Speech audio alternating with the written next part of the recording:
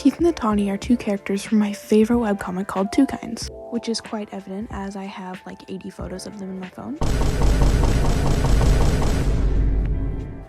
It's fine, this is normal. Since Tom Fishback does not have any plushies in his store, I'm just gonna make my own. It all starts at the magical wonder that is my desk, which is disgusting! So I have to clean that really fast. There, all clean. Mostly.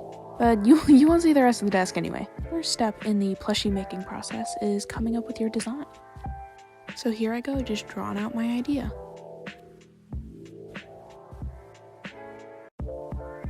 It's nice to have a reference for this part.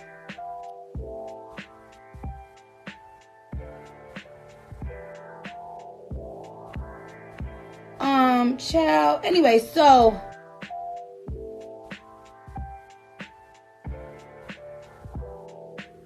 as you can see, I was struggling a lot with this design because it's my first design where I'm actually trying to mimic something and not just coming up with something from my own head.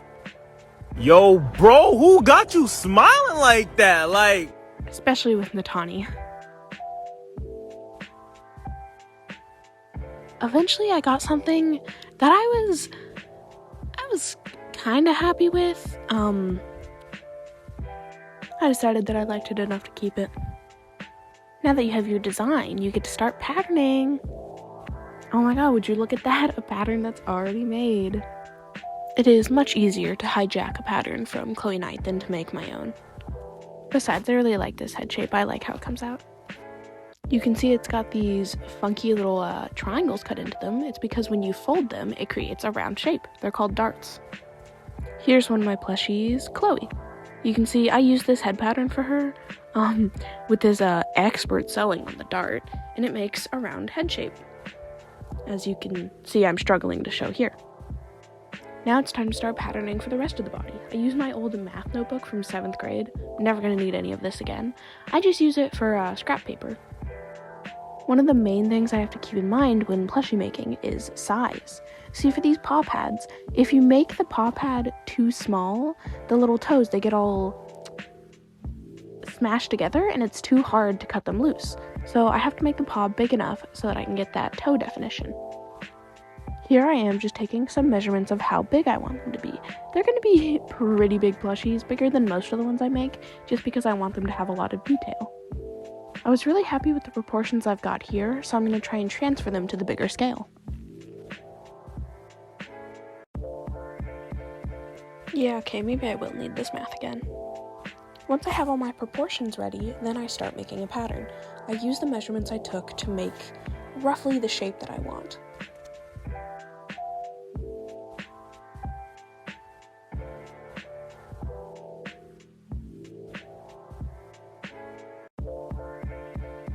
Now you basically just rinse and repeat with the other parts of the body.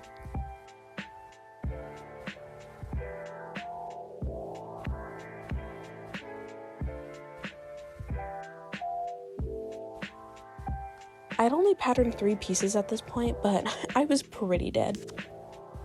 It was at 12:55. Don't ask me why I was patterning so late, but I decided to get some coffee and keep going. I sized up the head and even added some tiny little cheek fluffs. Blink and you'll miss them. They're very small because Keith is not that fluffy, but I thought it would be cute to add to Chibi Keith. The next morning, time to get going again.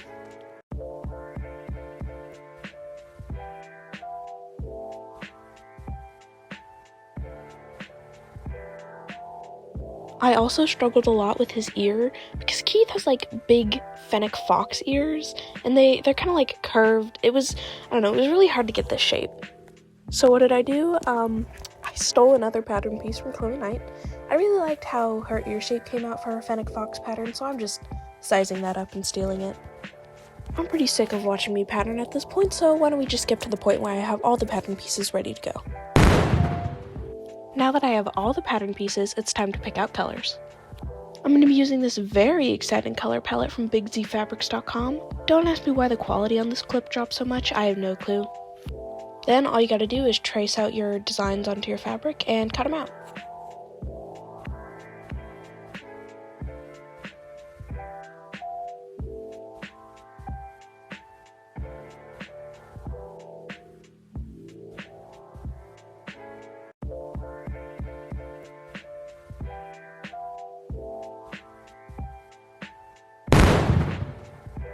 Sorry guys, it got too difficult to film on my desk. Just imagine you got to watch me cut out all colors. It's fine. Ooh, yay! See? Wasn't that exciting? Side note, look how much of a bigger pile Natani has. I mean, he is 6'3". Anyway, now that all my pieces are cut out, we can finally start sewing. I'm gonna get this part out of the way first because I hate it. The paw pads takes a lot of time and a lot of little cuts, but they turn out so cute in the end. So let me show you how. Before we can start sewing, we have to change the color of our thread to match the color of our paw pads. Luckily, I have quite a large collection of threads. I got this for Christmas and it has so many colors. And we need a dark brown to match the color of... I don't have the color I need. Oh, where did all my thread go? It's fine. That maroon color will match quite nicely. First, you take an oversized scrap of fabric and you put it over your pattern piece. And now we can get started. Just straight stitch around the lines that you drew for the paw pads. Cut them loose. Carve the details. And boom, cute little paw done. You'll be left with all this leftover fuzz. It's great at polluting your work environment. Sew the two sides together and you've got a finished paw. I decided to try messing around with magnets this time. Ooh, look. He's holding his own paw, like me at night. Now I just finished sewing up Natani's paw.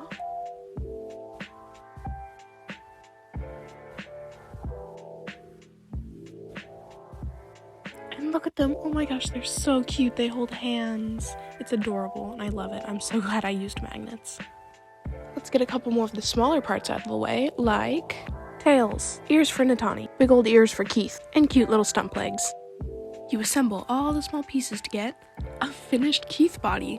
I ended up shortening the legs because they were just a little bit too chunky. They're quite cute. The back is not as good, so I will not be showing you that, but he's quite cute. Sewing up the body was quite frustrating when I was not in pain because I had smashed my fingers with the sewing machine.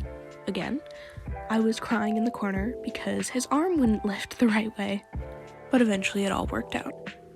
And then I went to Mexico. Yeah, it was really hard living in my warm beachfront paradise with a private cenote and tons of cool animals. Somehow I survived. And I had to clean my disgusting desk once again. Who even needs 100 pack of silverware? And 4 pairs of scissors? What do you even do with 4 pairs of scissors? Who even gave me all of these? Anyway, back on the grind. I'm working on Natani's body now. It's a bit taller than Keith's because he's a bit taller in the comics. You'll see this later. Something I make for all my plushies that I want to sit is a thing called a bean pouch. It's this little pouch of fabric filled with little plastic beans that helps give the plushie enough weight to sit down. And now I'm working on Natani's legs. He's kind of in the shot, but I make little tubes and I sew them shut at both ends, and then I ladder stitch them to the body. There's probably an easier way to do this, but this was the only way I could figure out how to do it. And here's his finished body. Isn't it so cute? He looks pretty similar to Keith. I think he's just a bit taller though. Maybe I made him a little bit too tall, or maybe I made Keith a bit short. He looks quite short next to Natani. And they hold hands just like how I wanted. It is so cute. Now it's time to work on the part that I hate the most, which is the face. See, a lot of plushie makers use this thing called an embroidery machine, and it makes the face really fast and really easy. And I do not have one. So I use a mix of different fabrics and a lot of applique to get the face that I want. Keith's face definitely did not turn out how I wanted, but hopefully it'll look alright when it's on the finished body. I might remake it, but we'll see. Now on to Natani's face. Natani has a snout, so I have to add that piece first. I decided to add a little tongue, and it is so cute. Look at it! Working on the rest of Natani's face.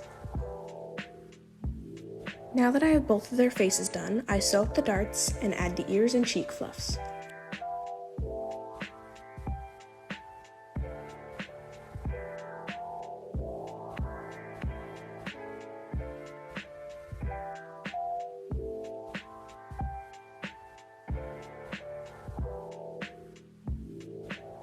After I sewed up all of Keith's head, you can see that his ears kind of flop back a little bit, so I'm going to secure them with a ladder stitch.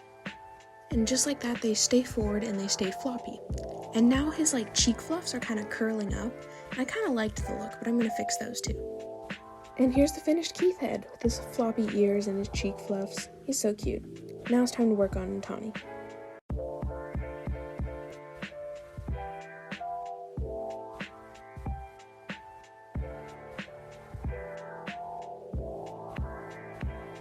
Here's him without his snout. I'm so glad I chose this style of eyes. It's so cute. And Natani's head is done. I love his little tongue and his cheek fluffs and his ears. Here they are together. They're so cute. I can't wait to give them hair. And Natani's little tongue, it's so cute. Now another difficult part, the hair. I've never made plushie hair before. I think it should be relatively easy, but we'll see.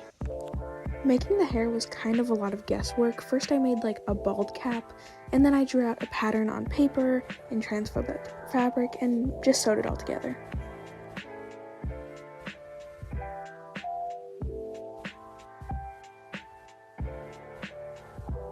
Then I had this weird bug looking thing. I just flipped that and sewed it onto his head, which basically made kind of a wig, It's not attached yet, so. And it worked pretty well, He's got these little side fringe things. It's pretty flat and it matches the rest of his hair, but that's Tom Fishback's design, I guess. Since it worked so well for Keith, I'm going to be doing the same thing with Natani, starting with bald cap, paper pattern, pin, sew, snatched. Okay, sewed on. And done. He's got some hair. I did add this little bit on the top. I didn't add it for Keith, but he has it in his design, so. I also decided to give them a little bit of blush, just to be fun. Now on to the next new thing, their clothes. I've never made clothes for a plushie before, because most of my characters don't really wear clothes, but I decided to give them the clothes they wear in the comic. For Natani, I wanted to give him his little green vest and his cape, and I'm not sure what I'm going to do for Keith yet.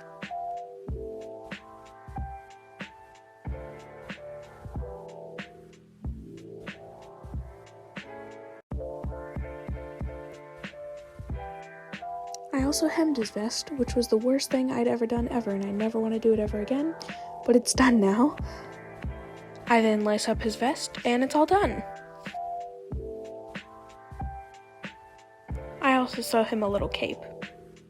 For Keith, I just decided to go with his simple blue shirt, because I thought that would look best, and also I was getting lazy at this point.